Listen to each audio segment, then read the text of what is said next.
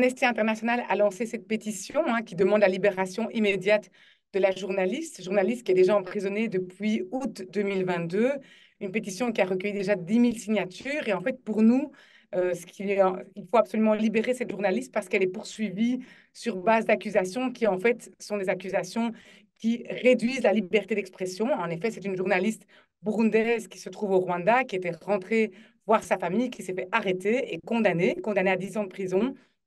Mais en réalité, quand on regarde ce qu'on lui reproche, on lui reproche simplement de s'être exprimé sur la situation au Burundi.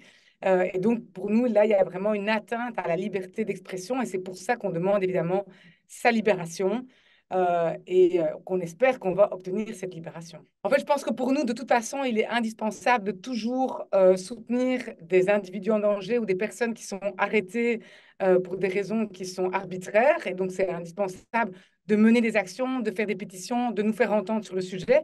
Ça permet aussi de parler de sa situation auprès des autorités belges qui sont aussi en contact avec les autorités burundaises. Donc ça, c'est aussi un élément important. Alors, est-ce qu'on va obtenir sa libération? C'est difficile de le dire. En fait, ce qu'on constate au Burundi, c'est que depuis que le président Évariste Ndayishimiye est au pouvoir, il y a eu des promesses, il y a eu certaines améliorations. Donc, on a vu au début de son mandat qu'il y avait 4 journalistes indépendants qui avaient été libérés, mais que depuis, il y a de moins en moins de promesses qui sont tenues.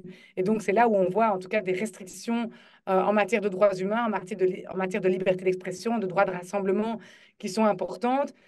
Mais je pense que quelque part, la pression peut aider d'abord à améliorer ses conditions de détention. Donc, il y avait déjà une première chose qu'elle avait demandé, c'était de pouvoir se rapprocher de Bujumbura et donc de sa famille et de ses proches. Et deuxièmement, d'obtenir sa libération. Et donc, c'est pour ça que c'est important pour nous d'alerter sur la situation, sur sa situation à elle, sur la situation au Burundi, parce que on sait bien que l'Union européenne a levé les sanctions vis-à-vis du Burundi, mais il faut se rendre compte que la situation n'est pas rose au Burundi et qu'il y a encore beaucoup de violations de droits humains et de restrictions à la liberté d'expression. Donc, c'est pour ça qu'en tout cas, il faut absolument continuer à mettre la pression, à faire signer la pétition, à faire des actions pour demander sa libération. C'est évident pour nous que plus nombreux nous serons à demander la libération de cette journaliste. Donc, je le rappelle, une journaliste qui est vraiment dans une situation compliquée puisqu'elle est condamnée à 10 ans de prison alors qu'en réalité, elle a juste exercé son métier de journaliste. Et donc, ça, c'est vraiment important qu'évidemment, il y ait d'autres organisations, qu'elles soient de défense des droits humains, de journalistes engagés, qui, en tout cas, se montrent solidaires de sa situation et qui fassent parler de son cas pour permettre sa libération immédiate. Pour nous, c'est vraiment important qu'elle puisse être libérée de manière immédiate. Il faut savoir aussi que ses conditions de détention ne sont pas très bonnes. Elle a vraiment souffert d'asthme, elle a souffert de problèmes à la prison où elle était. Donc là, maintenant, elle a été déplacée.